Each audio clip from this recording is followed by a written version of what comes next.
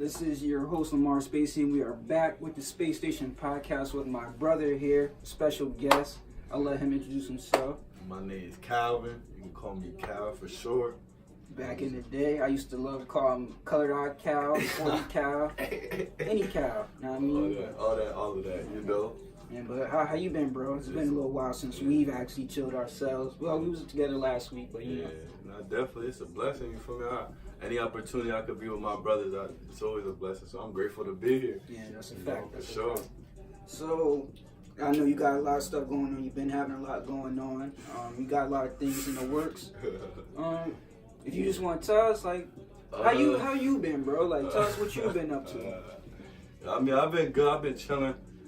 Whoa, so much I got going on. Sometimes it's hard to put it in words, but you know, whoa. Yeah, man. I mean, I've been working. I've been busy. I've been keeping myself occupied. You feel me? Between work, you know, my ministry, being a mentor to the youth, being a youth counselor, youth advocate. You know, so a lot of my time I'm jam-packed, I'm running around, you know, a lot of different titles, a lot of little different things I got going on right now. I'm also working on my little short film, 40 Days, 40 Nights, you know.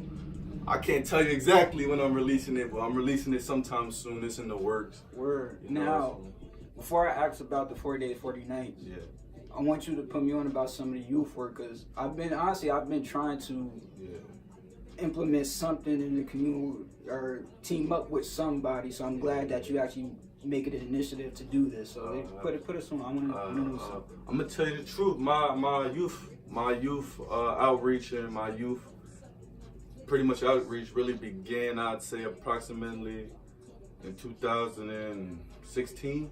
That's when I started connecting with a lot of youth. Originally through the church. That's where it first started with me. Now shout out to church. You feel me? That's where I was identified as a youth leader. So then I took that initiative, and I realized that I was still young. I'm only like 19, 20 at the time. And who better can relate to these kids than me? You feel me? Like, and I lived the lifestyle. I've been out there. I've had a lot of different family conflicts. I've been in a lot of different of those environments, so I could relate. So once I started identifying myself with many different youth from different cultures too, like from the Hispanic culture, the black culture, you know, black households. Even found little American Caucasian kids reaching out to me. So it was just like, well, I got something here. You feel me? Streets don't discriminate. I'm like, so let me tap in, and I started looking around, and then I encountered this my part-time job at the Valley Youth House, where I work with a lot of youth kids that are in crisis. And where's that at? That's in Allentown? That's in Bethlehem, actually. It's actually in Bethlehem. So like, when you go to the your second job, or like, do you do anything like in your free time, like that you just want to say like, I feel like I need to go out and do this? I'm just saying. No, for sure. It depends. And I won't say, because my whole thing is I don't want to force myself. Yeah. I like it to be genuine. I like to identify and connect with people. I don't really like to force the issue. Like, I'm not going to sit here and say I'm going to go outside and be a poster boy and hold up this sign like I'm here to help the youth. Like, whoever I encounter, that's who I'm going to give my all. Like, whoever I interact with, however way we cross paths, that's really what's going to engage me into looking out for you. Or you come, a lot of times, a lot of youth come reaching out to me. A lot of kids find me out. So, you know, I just try to give them knowledge and wisdom and advice people wasn't giving me.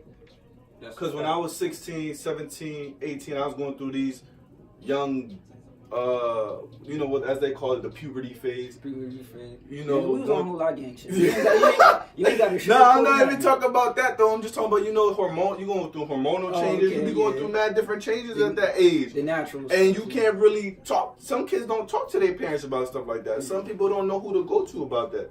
So you feel me? Like, I just try to be that voice for the kids, you feel me? But yeah, definitely when it comes to that street stuff, you know, we was all that, you know. There ain't no need to lie about it. I ain't sugarcoated it. Now, that's one thing I won't say I glorify it, because I definitely don't want to glorify the lifestyle, but we was definitely outside. We was outside. I don't want to go off in too much of a tangent, but I do like what you just said, because me wanting to do that stuff, sometimes I feel like when I have these thoughts that I have to go the extra mile so people see that I'm not bullshitting. But then another side of me says, like, well, I don't necessarily have to prove anything to anybody. As long as I know what I'm doing, if I'm benefiting the next person's life, or if I'm not putting them on it, but at least steering them so they can do the right things in their life, and then they can eventually drop views with somebody else, and I'm cool with that. But I do sometimes struggle with wanting to prove myself that I might do something that's just like, that might have people think like, you probably doing too much. You know what I mean? I hear you. I know where you're coming from. But one of the biggest things I realized and I identified within my journey was that you gotta live it. Yeah, exactly. You gotta be the example. Cause like, how many times I could identify my upbringing where a lot of the men in my life would tell me like, oh, don't do this, don't do that, or you shouldn't do this and you shouldn't do that. Meanwhile, they doing everything they tell me not to do. So it's like, you leading me astray because you telling me to do one thing. Do as I say, not as I do. Exactly. And I couldn't respect that. So whereas with me today, it's like, I'm not going to waste my breath telling you something I'm not doing. So like, with me, it's just being an example. You got to be that role model. And you got to realize this too. Sometimes that's a calling. Not everybody is designed to do that. Not everybody is a leader. Not everybody has that capability to really lead the people. We're all leaders in our own ways. Don't mistake that. But not everybody empowers the gifts and the talents to operate in that. Because you got to realize this, when you're in that position, you're sacrificing yourself. Yeah, exactly. You got to put your own interests and your own viewpoints sometimes to the side in order to meet the needs of the people. You get what I'm trying to say? I'm not saying that you're not going against your morale or your principles, but what I'm saying is you got to be willing to say no to certain things to show them that, hey, you could do it too. Yeah. You know? That brings me back. So like, I'll say about late 2016, early 17, that's where I started making my transition. Absolutely. You know, like, not to go into too much detail or long talk, but I gave up the religion, you know what I mean? I started looking more towards my ancestors, my people. How can I benefit them with the things that I'm doing in my life? So I started studying health, like Dr. Sabi, other teachers like Asher Kwesi and Sarah Seti and Young Pharaoh. And honestly, they did, even to this day, they still help me discover new things about our culture as African people. Even stuff about myself, just the way they word things, and then you could just see the correlation between the ancient and the present day. So that's why I started identifying more with that than there's this man in the sky and he's directing your life for you. You're not controlling your own destiny. I couldn't stick with that anymore. I had a lot more questions. I had a lot more thoughts. So I just wanted to go and discover those. And that's no slight, because I know that's your thing. I want to hear... Salvation. A lot of people fail to realize... excuse me, pardon me. Salvation is an individual journey. Like, that's a choice. You feel me? Like, and me coming up, a lot of people get this misinterpretation that, like, I grew up religious, like, or I grew up in the church. I didn't grow up like that. Why? Because you definitely taking it seriously, but that's why I fuck with it, because you're actually doing it. Yeah, like, you feel me? Like, a lot of people believe, like, I was a church boy. Like, I grew up in church, bro. That wasn't my stilo. Like, I grew up, I had a mom and a dad that loved you, took care of you. Yeah, they nurtured and loved me, but like, they were of the world. Now, they wasn't teaching me scriptures. They wasn't teaching me the Bible. I mean, my mother always told me that there's a God, and you know, but when you're ready to find him, you will find him. That's my mom. Whereas my father, he identifies with everything that you speak on. So my father, he don't believe in Jesus Christ. So when you look on me, you be like, some people identify, oh, this young man grew up in the church. But no, that wasn't the case. I won't say I didn't have an influence in my grandmother. My grandmother was in the church. She was always in the church. She was usher. You know, she prayed. She was a prayerful grandmother. And my great-grandmother, too, if I'm not mistaken, was actually, in her later terms, she was I believe she became a minister as well. But like, what I'm trying to say, there was no dominant home figure that I was getting this as a kid, you know. You was getting it from different... I was in the world, you know. I celebrated every holiday. I went about my life on those terms, you know. But like I said, like, I had to give that background just so people understand that this wasn't a fly-by-night, or this wasn't something that I just grew up in. Yeah. There was influences. It's not something, because there's a lot of people that I've seen that's like, oh yeah, I gotta change change my life, gotta turn my life around, gotta be a man of God. Yeah. But next week you back up in platinum. That's that. Or you at the bar, you Yeah, chucking drinks, or you rolling up backwards. That's like, why. I don't know. That's why we say the house of God. You go after a while, you gonna know the difference between the saints and the ain'ts. You know, not everybody. I fuck with that. Not everybody. You know, everybody that say Lord, Lord ain't gonna be saved, and everybody that call upon the Lord ain't in the Lord. You feel me? Many, you know, so a lot of them honor Him with their lips, but their hearts is far from Him. So like my whole salvation, when I'm trying to get to the core now, this happened when I was 19. You know, like that's when I first seek Jesus Christ. That's when I first seek God. Well, I didn't even seek Jesus Christ first. I seek God. So I seek God. What made from the stuff that we endured, what made you want to embrace that instead of just saying like I just need to get my life right? All right, so that was always my motto, getting my life right. I always wanted better for myself. I always wanted to live a better life. But there has to be something going into that. Yeah, absolutely. But there was a point where it was just like, I don't know, like me personally, my advocates, I had personal advocates like who I would go to. I respect my that. mom and my grandma. My mom and my grandmother, that was my foundation. Those is who I would go to for guidance, leadership, love, nurture, whatever I needed, I'll go to them. But it came a point in time, they couldn't even help me. They couldn't help me. These issues and these battles I was fighting, I had to fight myself. And they couldn't help me no more. So I remember I called my grandma, and my grandma been telling me to go to Christ. She been preaching that to me. She been like, yeah, because like on my mom's side of the family, I grew up Jehovah's Witness. I wasn't in the kingdom all every day, but I know some of that stuff. So, so grandma was always telling me, yo, grandson, you need to get with the Lord. But I used to push it off. Like, I serve God how I want to. Like, I don't need to do all of that. That's how I used to be. You feel me? I was like that. And then I remember I told my mom, like, because at the time I was going through like pregnancy scares. I had a criminal record, you know. You feel me? I had felonies and all of that, and I had like this street reputation that, like, I wouldn't say that I no longer wanted to identify with, but it was like it was too complicated. That's not what you want your legacy to be known for. Like, I didn't want to be 40 all the time. Yeah, exactly. Because when I had to be 40 all the time, you can't be part time in the street, bro. It's either you in or you out. Mm-hmm. And we got bros that was 16, 17 getting sent to state penitentiary doing 5 to 10. Some of them are still locked up to this day. We'll never see again. Till this day. So it was just like, yo, bro, you got to make a way for yourself. And like, I'm going to try to get to the point because I know we're kind of all over the place, but this is genuine conversation. This is real dialogue. That's what I'm saying. This is what the Space Station podcast is about. This ain't scripted. Like, this ain't an act. This is real life. This is our real life. This is my real life. So when I was 19, bro, I had a job at the pharmacy. I was a pharmacy tech.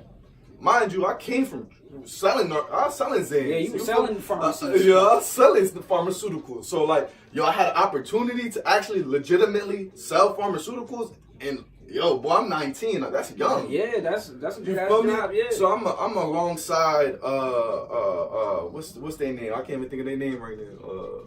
The people that prescribe your medications and stuff like that. Prescribed. I don't know off the top of that. The people that prescribe your meds and your stuff. Doctors. And their little lab coats, bro. I'm in the lab. They ain't no real. I'm in the lab. I'm talking about narcotics, promethazine, codeine. I'm actually pouring it in. And this is, bro. I was sipping lean, so now I'm here. I'm labeling it. Seeing how this shit actually, science I'm actually seeing works. The medical field hands on. So like, I seen hope. Like, I don't gotta be on the block no more. I don't gotta trap. I could do this legally. Mm-hmm. I could become one of them. I could become a pharmacist. That's what they are. Pharmacists. Money be coming as fast, but it's more lucrative. For me, I'm like, I could be a pharmacist. So, long story short, I was there about 2 weeks, bro. But they was loving me, cause my work ethic. That's one thing about me. I always had a work ethic. So they're like, oh wow, we love him.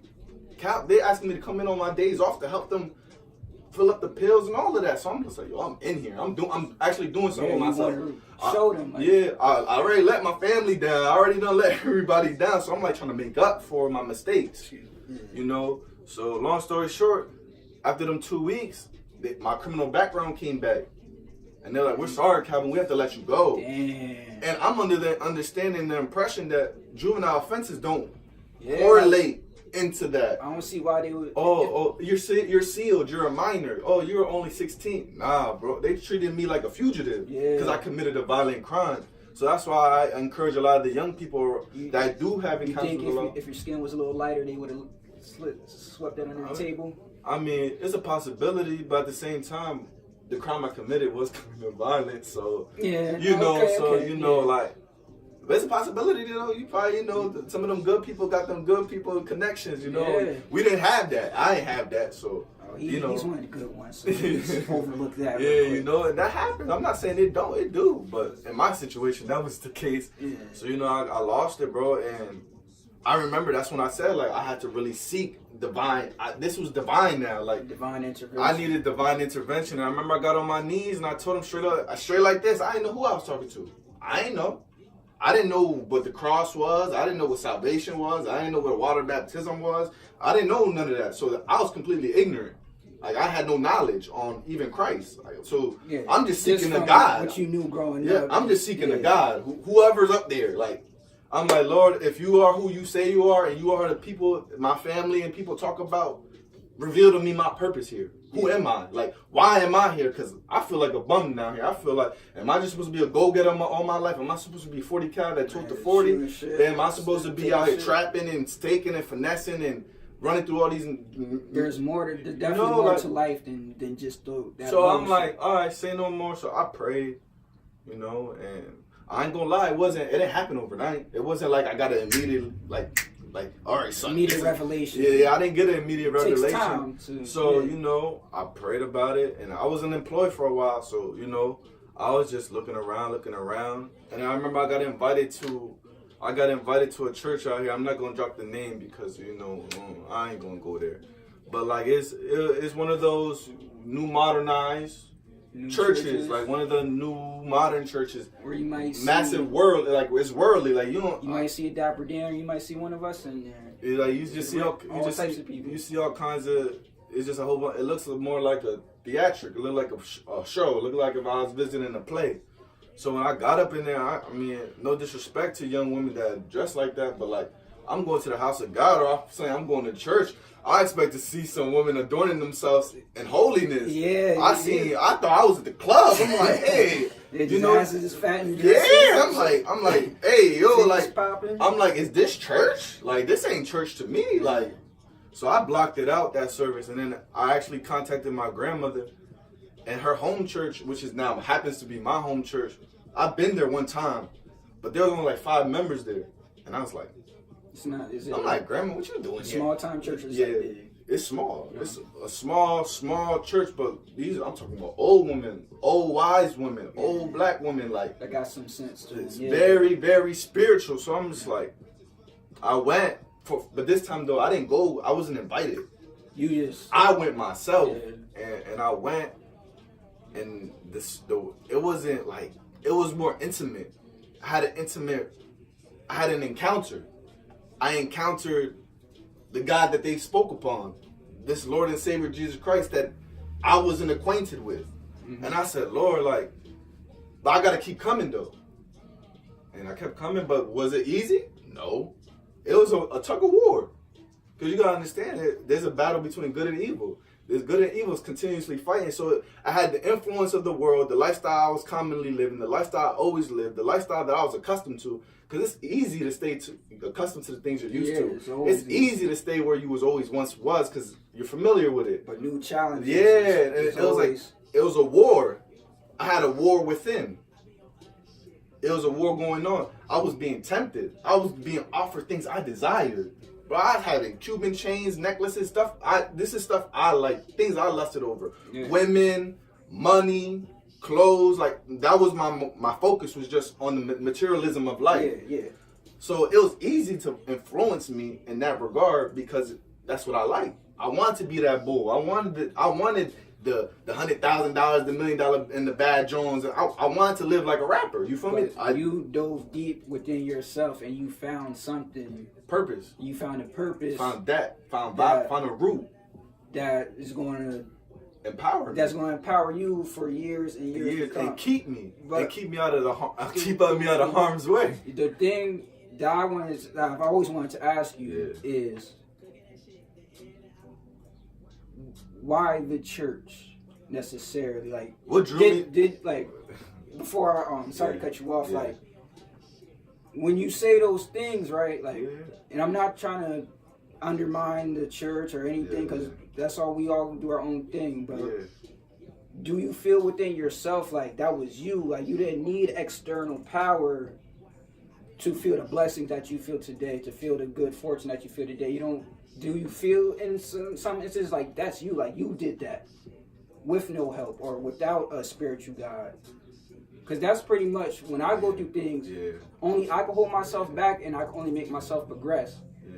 So for me, but the thing, when I think that somebody has some type of some type of control over my destiny, it's like I can't really ride with that. So I want to hear your mind. Nah, you gotta realize this though. Well, in my perspective and what I endure, many are called, few are chosen.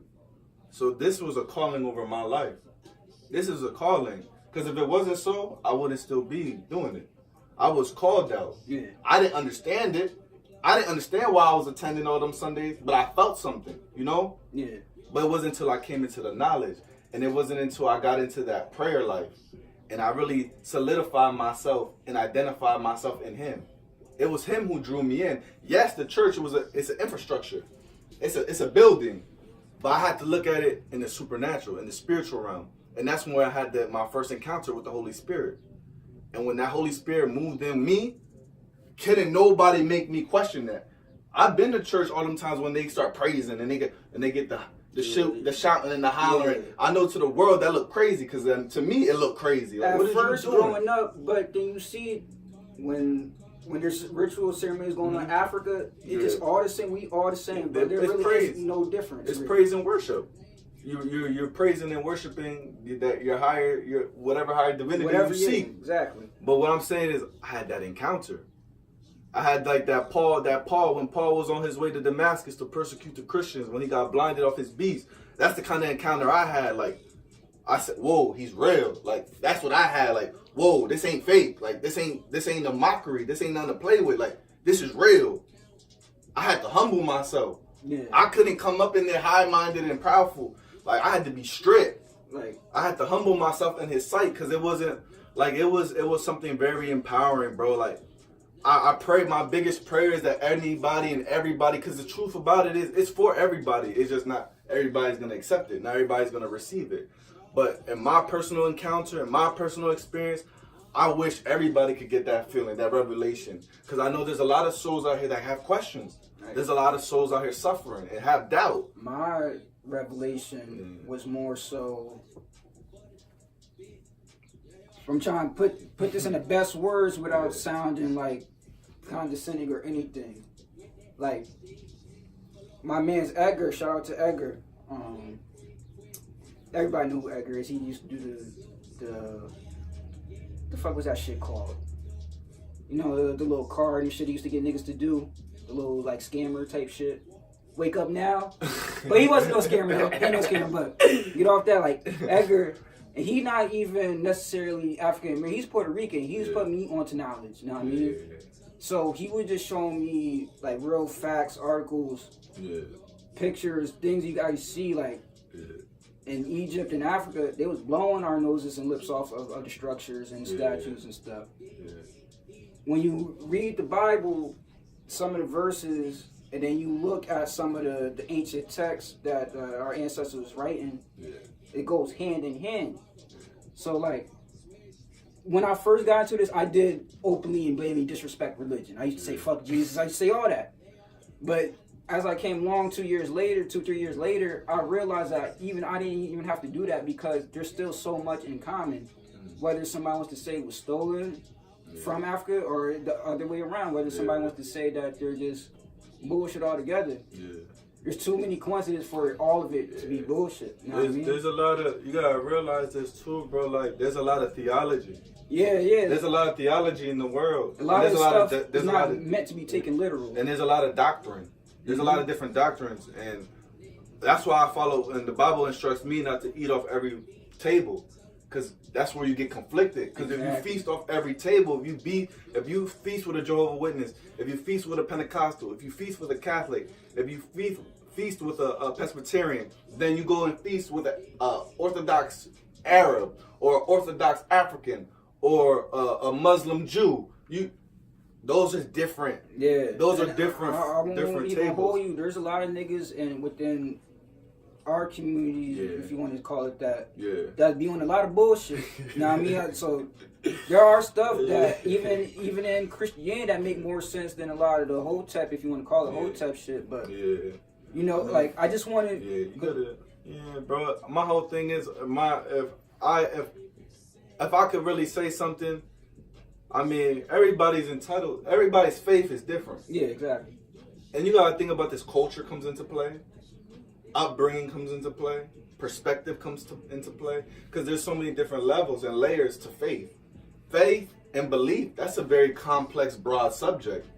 Because different influences can cause you to believe differently. Certain experiences and encounters in your life can make you look at things differently.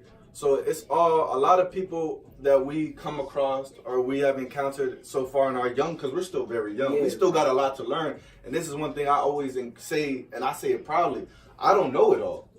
I still ask questions. There's still things I still unaware of. Like even now, you know, I might, like right now, there's shit that off camera I'll probably know like that. Yeah.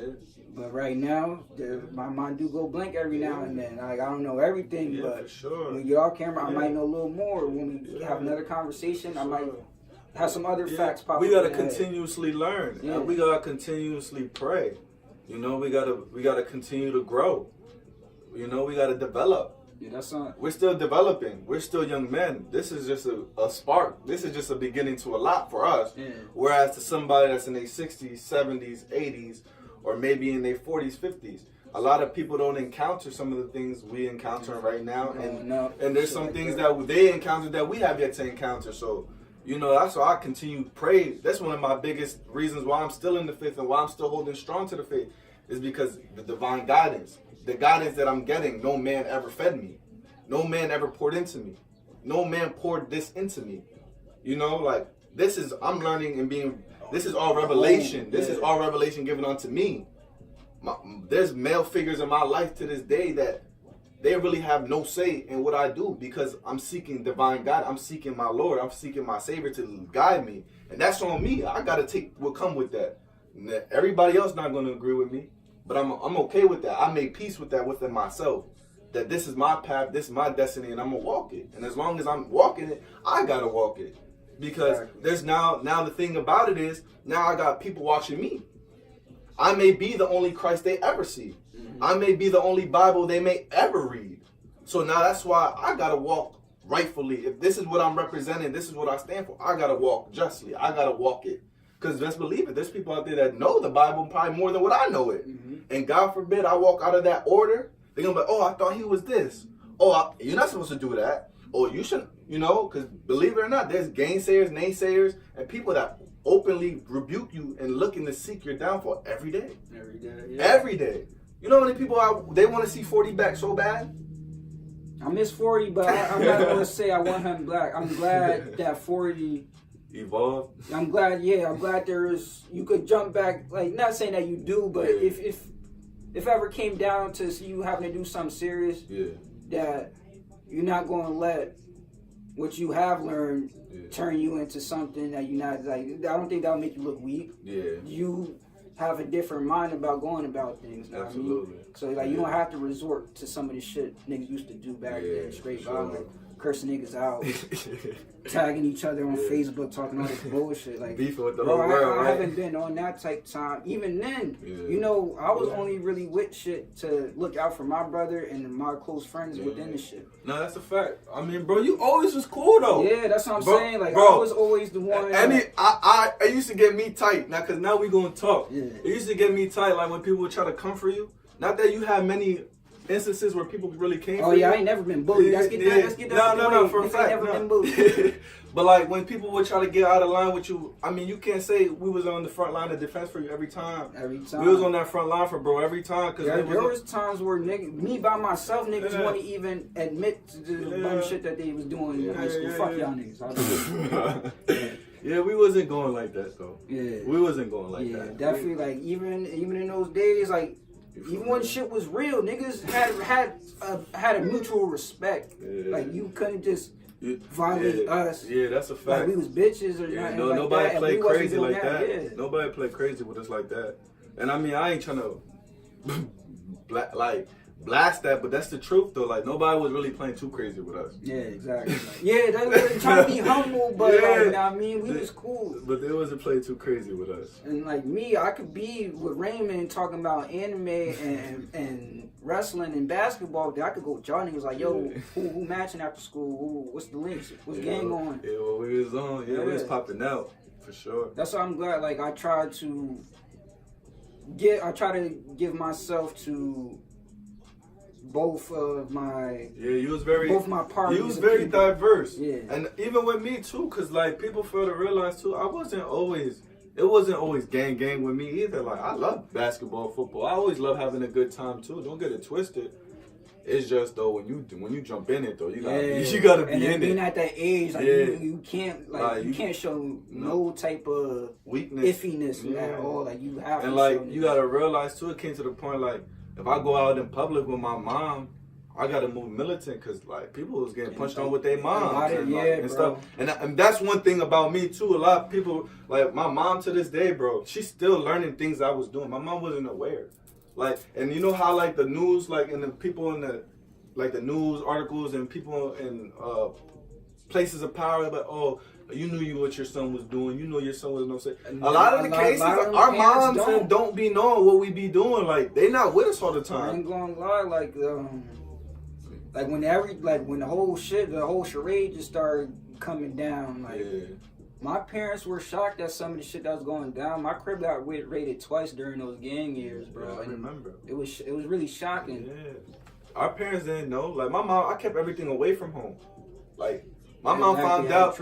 I try to keep it away from home, but the thing was, a lot of people were snitching. A lot of people thought was solid and cool, singing like a bird. It's snitching and you feel me, and family that didn't want to snitch on you, but they didn't want to see you go down that path. They was telling, and then I started getting sloppy and stopped caring. Then mom started peeping certain things, but like. Hey, it happened though, and I feel like it all happened for a wiser purpose though. Yeah. I mean, cause I learned from it. Now, a lot of people don't learn from it. Even the negative shit that I'm desensitized to now, I can say I use it to a benefit now. You got to. Now I know, cause some of the encounters we had with niggas, or just like with groups of people, that even if I'm by myself, nigga, I know to stand 10 toes down. Absolutely. Like, ain't nobody gonna try to bitch me about Nathan. I mean, you just gotta, you ain't gotta fucking go overboard to prove yourself, but just let niggas know, like, hey, I'm staying on my square and that's it. Like, niggas ain't gonna move me off my square unless I move. Yeah, man, I'm actually glad that I asked you this and shit. Because I never got to hear your perspective why you went on. Yeah, bro. Religion and shit. I had to though. Yeah. I feel like this is I would love you to have some African shit with you. You know what I mean? But you could teach me things too. Yeah, we continuously learning. Yeah, exactly. We continuously learning. Ain't no telling. We just continuously learning. Now about the 40 days, 40 nights. Yeah, 40 days. Without revealing too much. Yeah. Let us know something, cause I wouldn't mind being part of that. Yeah, for sure. I want all the guys in it. I want all my bros that I still have a good rapport with, that still like involved or support me. I want to be there. Not to get off topic, but because I know I lost people during my transition. Not saying lost their life, but did people move away from you, or did people come closer? And definitely, you gotta understand, bro. My own family was looking at me like I was crazy. Yeah, like a little bit. Yeah, my own family, my mom, my dad's like, I'm tell you the truth. He said like, "What is you doing? Like, what is you doing? Like." I'm be real, bro. My pops be on what you be on. Yeah. Your blackness, like I'm dying by my blackness. Like power, that's how my at the time my pops be on. So when he heard that I was in the church at 19, 20 years old, he was just like, "What you doing?" My mom was looking at me like, "Bro, I'm gonna tell you the truth, bro." Like the one time the guys hit me up, a couple of the bros hit me like, "Yo, bro, we about to go smoke." Woo. Bro, this is the first time I dubbed them. Like, being in the house of God and all that, being in church, I dubbed them. And I stayed in the house and I read my Bible for the first time. Like, actually read it, like, was in it. My mom came in the house and was like, that takes a lot of willpower. Niggas don't know that discipline in it. That, you know, like I said, so of course, you know, a lot of people was like, oh, family was like, ooh, like, I wasn't received right away. Like, I wasn't working either. Like, a lot of people don't know this. Like, my first year in the faith, I gave up my car. I dropped out of college. I stopped working. So I wasn't making no money. I lost my car. I gave up on my education to follow something you can't see. a lot of people gonna look at that crazy because right now I'm questioning it, but I also see where you at now, so I can't question it because I know that shit kept you afloat. I know you kept yourself afloat. Yeah. But the results speak for themselves, bro. Yeah. And I see you doing. So that's why, like, a lot of people was like, "Oh, he's a weirdo now." Nigga, strange. When I got into my transition, a little bit, I wanted to tell you, like, bro, like, not give that shit up, but seek other options. Know what I mean? Because how I felt, like I said in the beginning, bro, I used to, I'll stomp Jesus' face out right now, like shit, like that crazy shit, bro.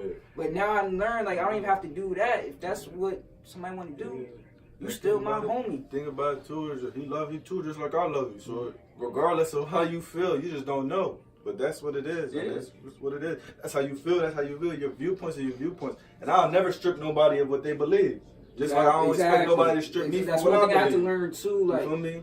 It's not this about, this my birthright. Yeah, it's that not might be about your birthright. It's not about converting people. Yeah, it's about letting people do not what they want to do, but let people discover themselves for themselves. Yeah, you can't force religion. You can't tell somebody. I'm this was your ancient ancestors. You better respect it, motherfucker. Like, I'm not gonna condemn you just because you don't believe like me. Exactly. That's one thing I just wanted to learn over the years, like. With you, with other niggas that's into religion, and me and Raymond being what we into, like, how can we still get over that? How can we overcome that little obstacle? Division? Yeah, I won't even say division, because that's a little too divisive. Yeah. You know what I mean? But a slight dichotomy, like, we still have some of the same interests. We still like what we grew up on. Yeah. But then when it comes to that, what we look at or what we look to at the end of the night. Yeah, but that's an individual thing, bro. Yeah, exactly. Exactly. That's all individual. Because you gotta think about it too. Because when we was born, we came by ourselves, and then when we leave by ourselves. I had to discover within myself. Hey, stop saying the ignorant shit about Jesus. Yeah. Stop. Just because somebody don't want to learn about their African history. Okay, cool. Like, that stuff that, you're right. It's individual. You do have to learn that within yourself. It's an individual thing, because we're good. I could lead you to the water, but I can't make you drink it. Exactly. You know how many young people came to Christ or got baptized since I've been in the church, bro? And to be honest, I'm probably the only one still standing. So, like... I'm glad, bro. Like, you feel honestly, me? I want you to stick with it. What I'm trying to say is an individual thing. No matter who come, who go, who stay, who don't stay. You got to keep seeking it for yourself, and... That's what it's about. And we, at the end of the day, bro, we individuals. Yeah, exactly. When we came out of our mother's womb, we came into this world by ourselves. We was in that womb by ourselves. I mean, unless you one of those that have fortunate to be a twin. But when you're an individual child, you came out that womb by yourself. And like I tell everybody, when you go into that casket, or whether you go into that urn, whatever your choice of, the result of your death, whatever path you choose, some choose the grave, some choose the urn, some choose... There's many different ways you could go about your remains when you leave this earth. But when you leave this earth, bro, it's only going to be you. Exactly. So it's like, it's an individual thing. This is an individual journey. When you wake up every morning, you don't consider nobody else before you brush your teeth. You got to brush your teeth. Yeah. When you wake up in the morning, you got to wash yourself. You got to get yourself You got to, you got to make that morning meal. So it's you in that regard. So you gotta do what's best for you, and what works for you, and what works for me, work for me. You like red, I like blue. Well, I don't really like blue. It's you know what I'm trying to say though? Like, we got different preferences. Everybody got their own preference, so that's why I don't really ridicule nobody.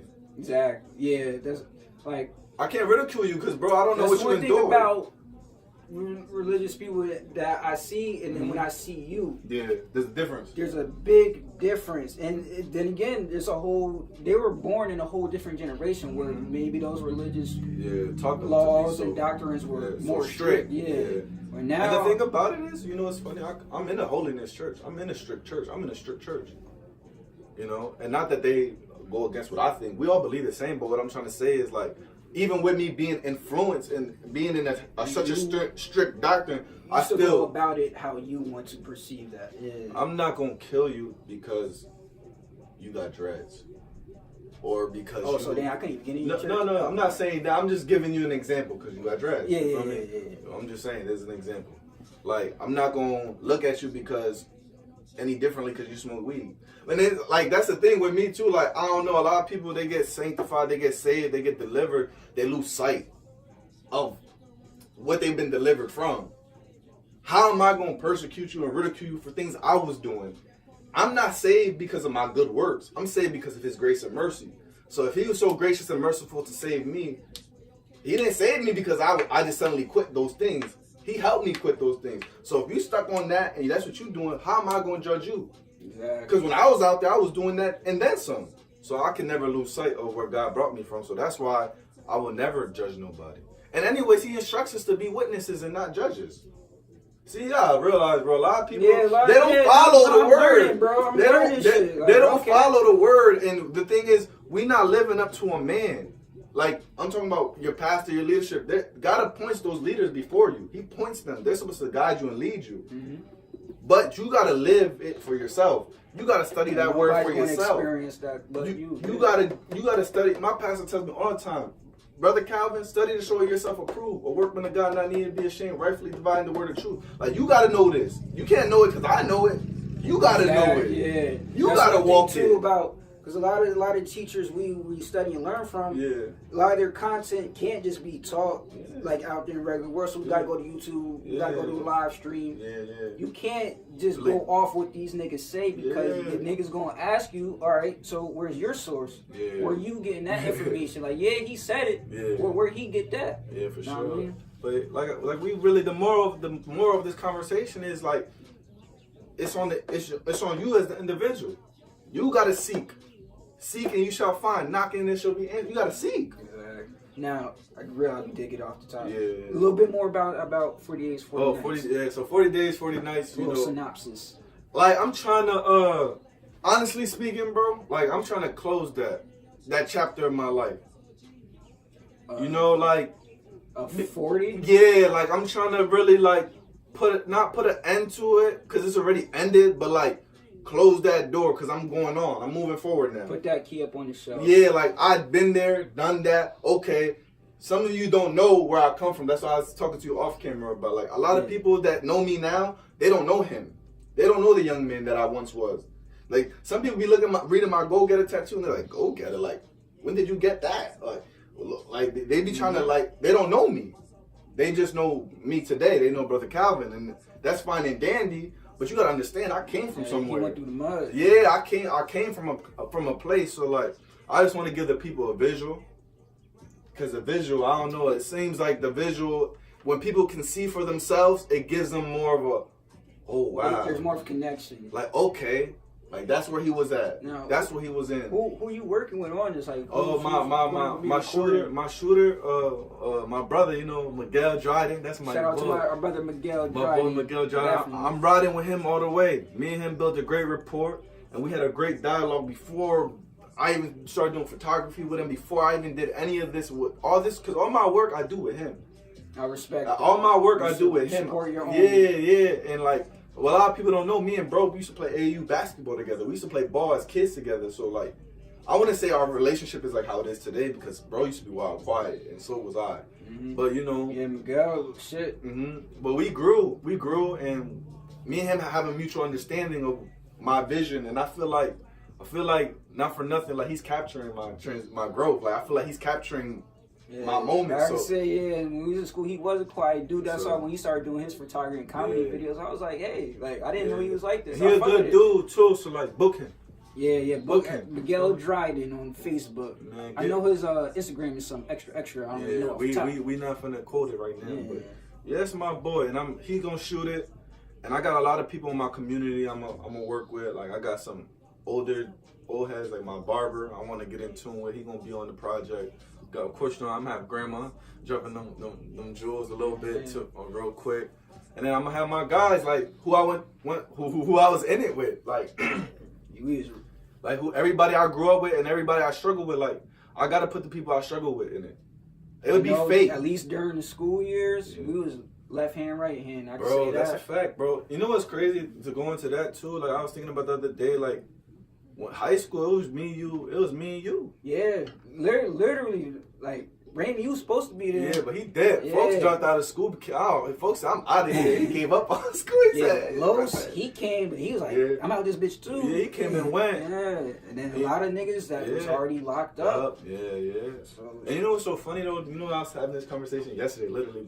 Sometimes you don't mind me. I be having conversations with myself. I talk to myself a lot. Nah, I do too. Yeah. But yo, I didn't learn nothing in high school.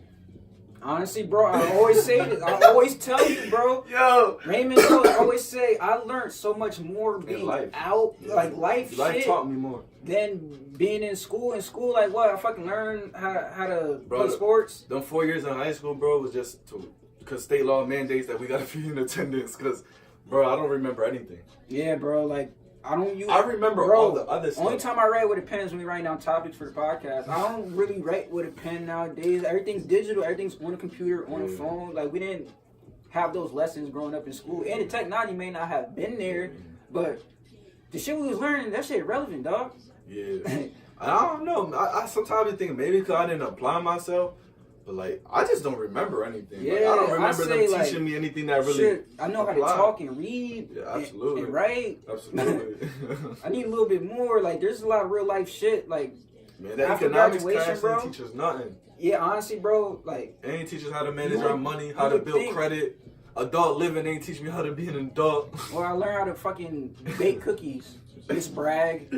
We could learn so much. It's so bad. It's so bad. I don't remember high school teachers' names. Like, nah, some I do. Yo, I want to say this. R.I.P. Mr. Mo. Oh yeah, rest in peace, Mr. Mo. Good dude, good man. Cause you know that was our man. Yeah, I've seen him a couple times after graduation. I just never would have thought it got that bad, and he's not even here with us no more. Yeah, that was our senior year.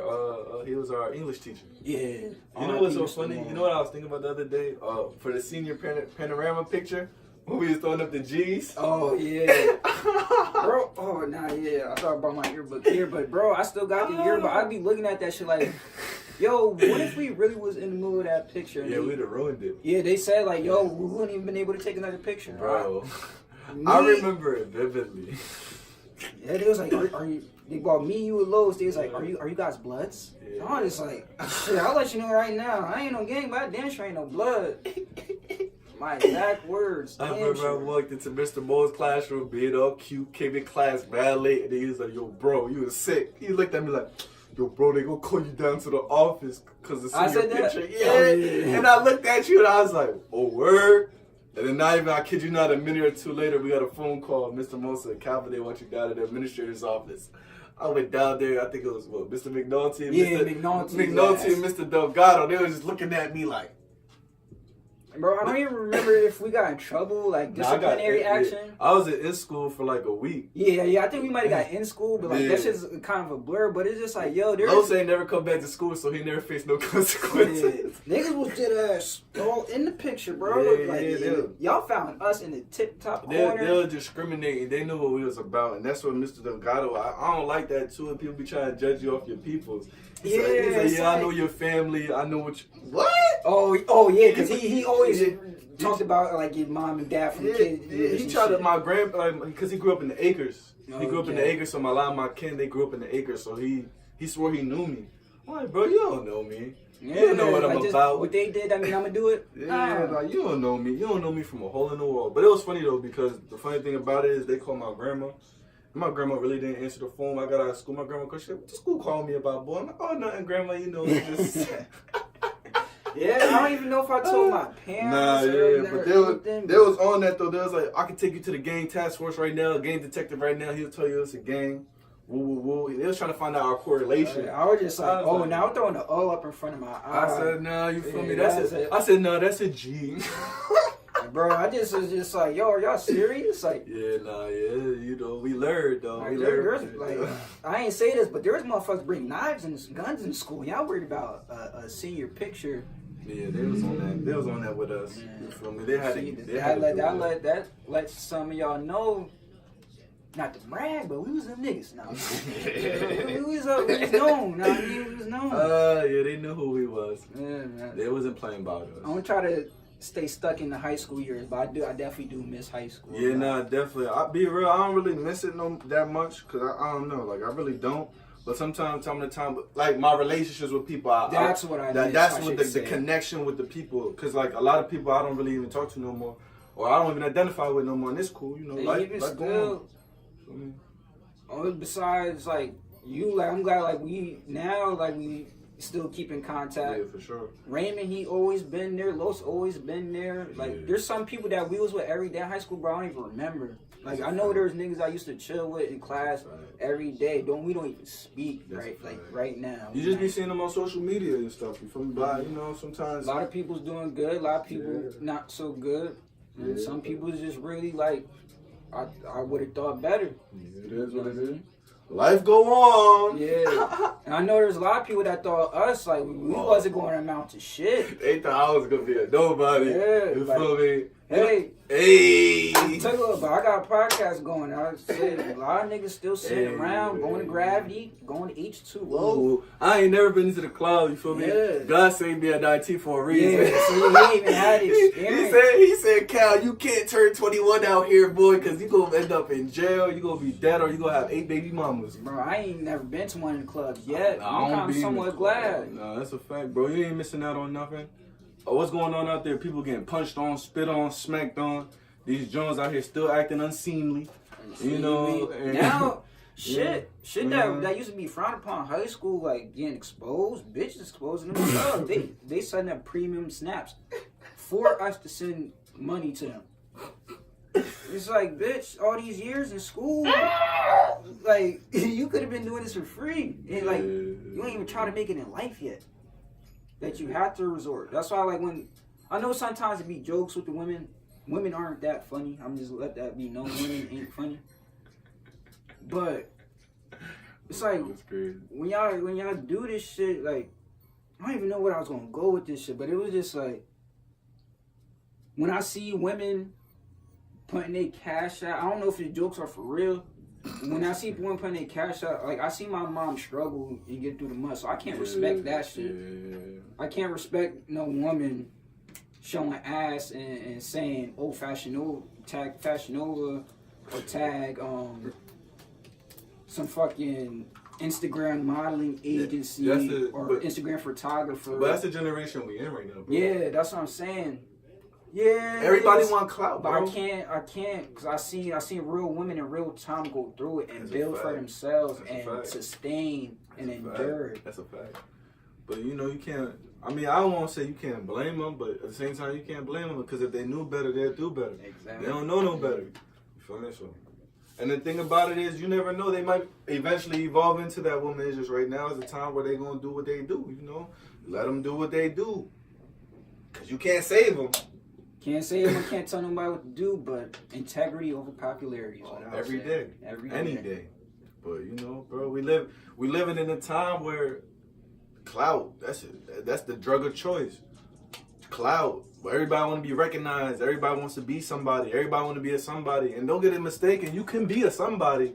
But you know, there's ways about going about it. If I have to go a little longer on my journey, just to keep my integrity intact, shit, I'll do that. If I gotta be persecuted, so be it. Yeah, man. Just certain, I can't go out certain ways. I'm not knocking people for going out that way, but I could did a little bit more. Yeah, definitely. That's what I always emphasize to myself. Like, I always tell myself, I can't go like that. Mm-hmm. Like, I always tell, like, I realize too, you gotta be a self motivator. You gotta encourage yourself. Exactly. You gotta uplift yourself. You gotta push yourself. You gotta push yourself, bro. Because expecting people that I'm with around every day to uplift me, like, what about myself? I could do this myself. This is me. You gotta encourage yourself. This is my spirit. Yeah, exactly. Definitely, because if you don't, you're always gonna be looking for yourself in somebody else. You feel me? You're always gonna be looking for yourself in somebody else. That's been one of my problems. Trying to put myself in other people's shoes, thinking, damn, if it was over, I want to do that. You can't think like that all the time. You just gotta take shit how it is. With a grain of salt. Exactly. Take it with a grain of salt. Yeah, for sure. You been keeping up with the NBA playoffs recently? Oh, absolutely. You know, I've been in tune. I mean, ideally, I'm not gonna lie. Well, let's say who you going for? Who I'm rooting for at this point in the series, out of the whole NBA. Like, who you want to get to the finals? Well, the team I wanted to go from the finals on the West Coast got eliminated. I was rooting for the Clippers this year. I don't know. They showed me a whole lot. I wasn't rooting for them, but I say just the first round in general. That was a good first round. They showed me some basketball. Mm-hmm. Clippers, like, they was dope. They was playing ball. They giving the Warriors more smoke than what Houston is right now. Yo, don't even get me started with Houston. But the thing about it is, I'm gonna be honest. You feel me? Like when it comes to sports, I give my opinion. The Rockets always been suspect to me. Oh, James Harden always been suspect to me. That's what I'm saying. Like I want to put my trust in them, but they've shown for years like he inconsistent. I think it was the anniversary today of when second year Dame Lillard hit that shot over James Harden's Rockets, and even Dwight was on the squad. Yeah. You know what I mean? So it was just like they always had that history. He's a prolific scorer, and I'm not taking away from his game, but he don't have a game to beat the Warriors. His game not going to beat the Warriors. That ISO ball, that's not going to do it. They're not going to beat the Warriors. Not going to do it. How you beat the Warriors was with toughness and grit and continuously applying pressure. You can't having a shootout with them. They got scores for days. You know, that's what the Clippers was exposing. The Clippers was playing physical basketball. That's why I was rooting for Houston. Yeah, they try to like match the Warriors game, and it's like y'all don't got the shooters, and y'all don't got the defense. And then if I look at the East, I feel like it's free game. I feel like the East always, since Brown left, the East was free game to me. I feel like any given team can take it because there's nobody consistent. Honestly. Boston shows signs of greatness. Toronto shows signs of greatness. The Sixers show moments of greatness. The Bucks show moments of greatness, but it's all there. But that's what I like about it too. You don't really know. With the West, we know the Warriors is getting there. The Rockets, they act like it, but then they're gassed by. I'm gonna tell you the truth.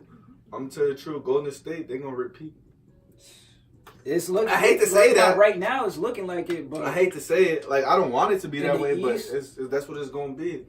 For some reason, I believe if anybody in the East can dethrone the Warriors, it is Toronto, because if Kawhi is guarding the greatest player in the world and LeBron locking him up, I believe he has a good chance against KD. You got guys like Pascal Siakam. I think he can stick with Draymond. I don't even know who's at the 5 for the Warriors, but they're not as strong with Boogie out. So whoever's Ibaka, I know he could dog out there.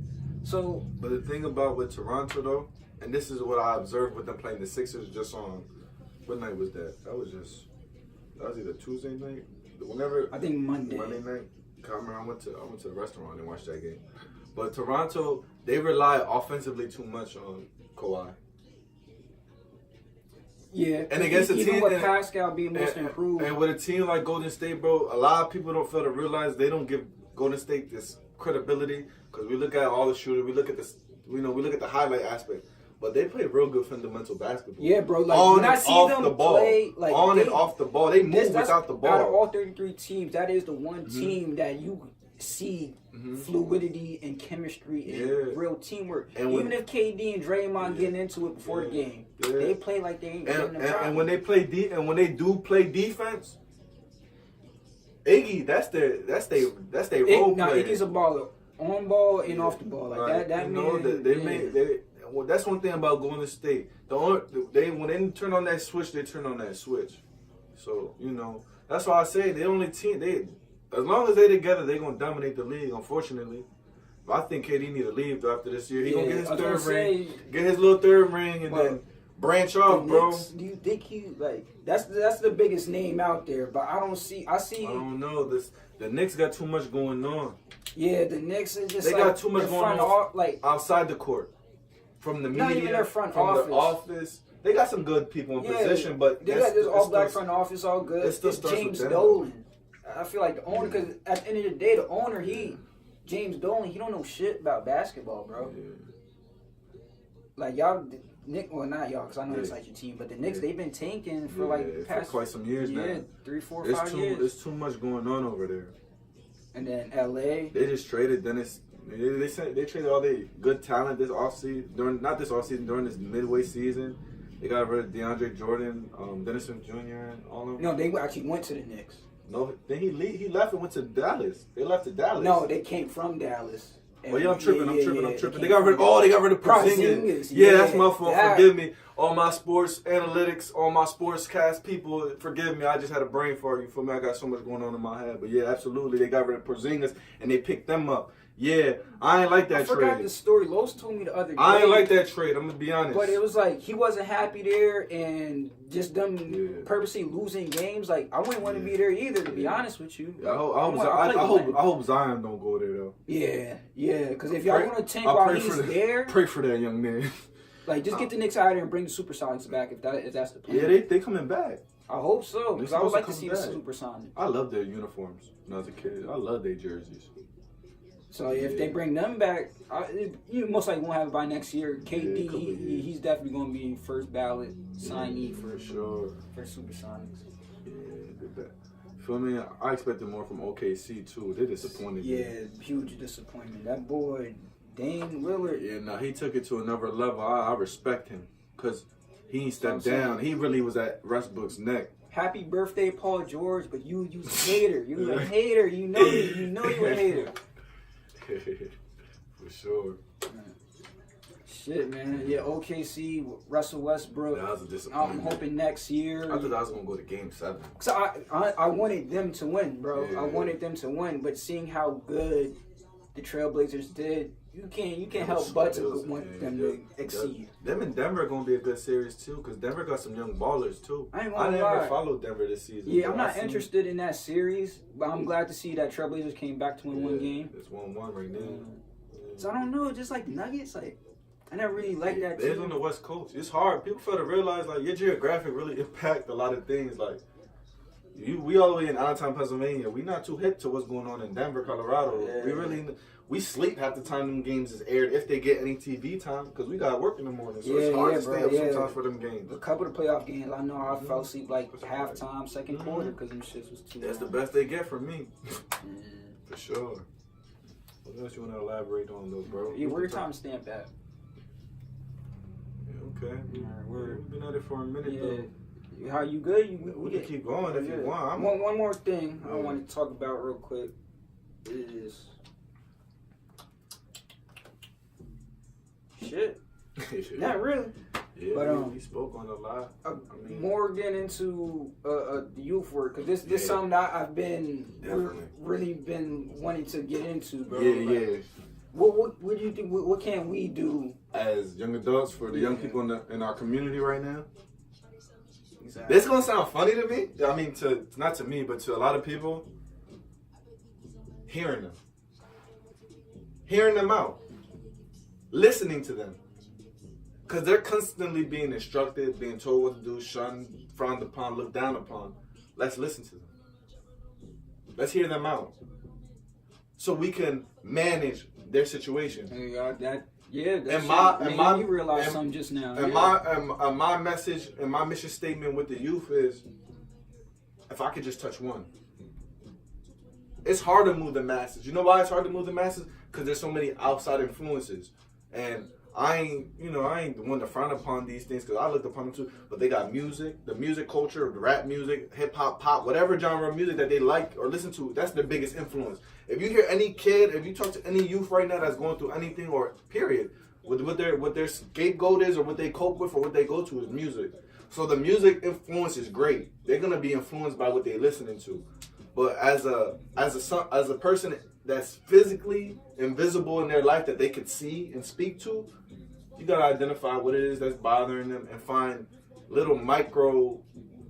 Oh, so you could probably look within yourself pointers, too. Yeah, micro pointers to help them out and just be a voice and advocate on their behalf. Be that voice for them that they don't have. Help them in their conflicts. Help them in their issues. And the thing about it is, people think, oh, I'm gonna reach the youth. You gotta go before this great gymnasium of kids. No, it can start with your little cousin. It can start with your nephew. It can start with That's what I was saying. Like I just realized now, like, cause I've been thinking, like, what's the best approach? Yeah. And maybe you can't really think about it. You could probably just have to go do it. Yeah. But the best thing I could say, you gotta start with those that are around you. That's the best way to start. Start with those that are around you. I learned so much by dealing with the people around me. That was my teacher. That was my college. Dealing hands-on with the people around me. While everybody's at LTRC, ESU, Stroudsburg, Kutztown, getting these doctorates and whatever it is that they're pursuing, all power to you. My tools, my resources, my knowledge is coming from real life encounters with the people around me. That's how I'm learning. You know, you gotta be out there actually doing it. Boots on ground. You feel me? So, like, that's where it started with me. Just I do want to do something this summer. Yeah, and then keep doing stuff. You could, and the thing about it is, once you realize that you got a following, because you don't want to do something out the blue and then nobody knows what you're about. Because a lot of kids, they got to know what you're about. They're not just gonna buy into you. They're just as skeptical as we are, or just as skeptical as we was. What's that about? Oh, what's that about? Oh, I don't know if I want to go over there. I'm only going over there if my mans Philip and Bill and Joe is going. If Philip, Bill, and Joe is not going, I'm not going. And how many times we wanted to do stuff, but if one of us wasn't going, we all not going. Yeah. So, you know, so you got to really identify with who you're dealing with. And then you got to realize what's the need. What's their need?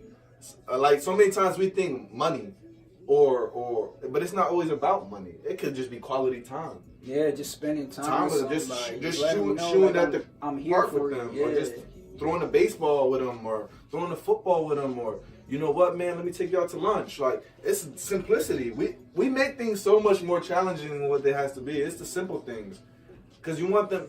The point is to build a relationship with you that they could trust you. Yeah, because I know you can.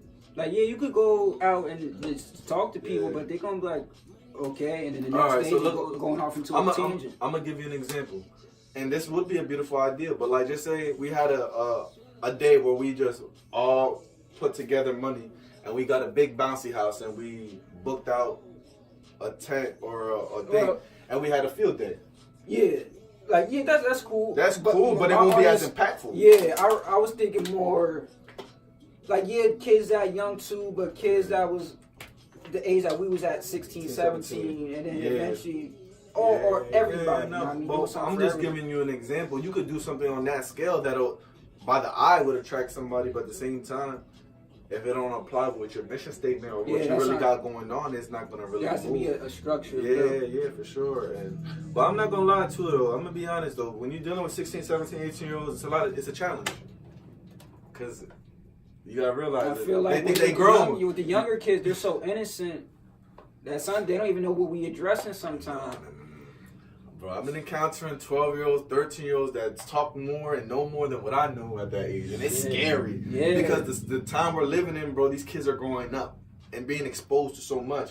And we're in a generation where parents are befriending their children, whereas instead of instructing them and nurturing and raising them up, they're so busy trying to be their friend that you got these 12, 13-year-old girls knowing things that they shouldn't be knowing at least until they're 17, 18. So it's a new shift in the youth. Allentown School District building more schools because they don't got enough room for all these kids. Yeah, I don't know. I still don't know what that building 21 shit is. So what I'm trying to say is that there's a new generation of children raising up that are of all different places, of all different households. So, like I said, you identify with that youth, whatever youth it is that you encounter. Bro, there's some youth that I deal with that be hooked on drugs that I never personally was hooked on drugs. I don't identify with drug substance abuse, but you know, that compassion. And if you got the heart for it, you can do whatever. That's just the moral of it, bro.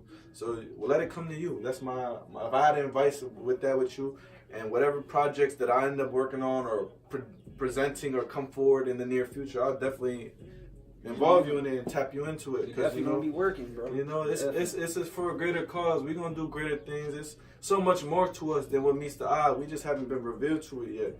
And when the day come, that time come, it's gonna be revealed. And they're gonna be like, wow, those young men were young men that I used to hang with, I used to chill with, I used to smoke with, I used to drink with, I used to kick it with. But look what they doing. They put it on for people. They putting their people in position.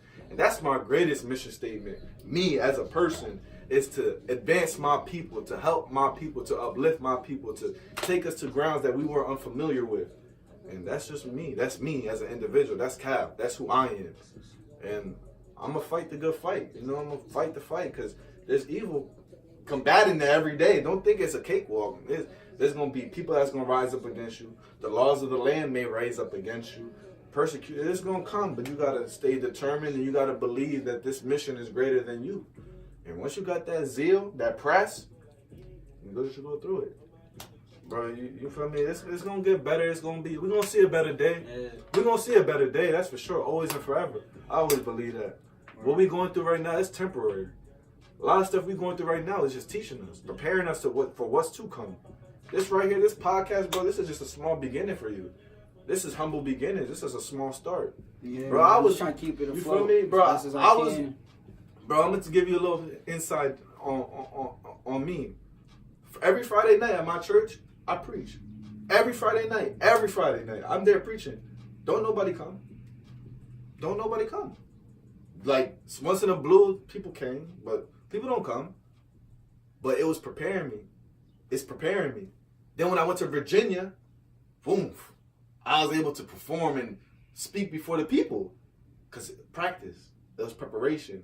It was easy to get discouraged because I ain't talking to nobody. Ain't nobody here. Ain't nobody want to hear this. So just like you right now, I'm trying to put it in retrospect for you as in a position as a humble beginning where a lot of people may overlook your work or may not fully take into your work. You keep doing it. Because before you know it, one person is going to turn to 20 people, then 20 going to turn to 60, then 60 turn to 100. Then before you know it, you might have your own big platform. So if this is your vision, this is your dream, this is your desire, stay with it. I don't care if you got to record 20 more episodes down here. 30, 40, 50. There's going to be oppression that's going to rise up against you to make you, to hinder you, to delay it, to make you give up on it, but you stay with it. Don't get discouraged. Stay encouraged. I ain't going to lie, that shit kind of almost had me choked up. That's real, bro. I'm going to end this here. Hey, man. I appreciate my brother, my good friend. Love you, bro. High Cal coming through, helping me do this episode. 40 days. 40 days. 40 nights coming soon. Coming soon. This is probably the longest episode of the podcast we had so far. But I'm glad I was able to do it with my brother here.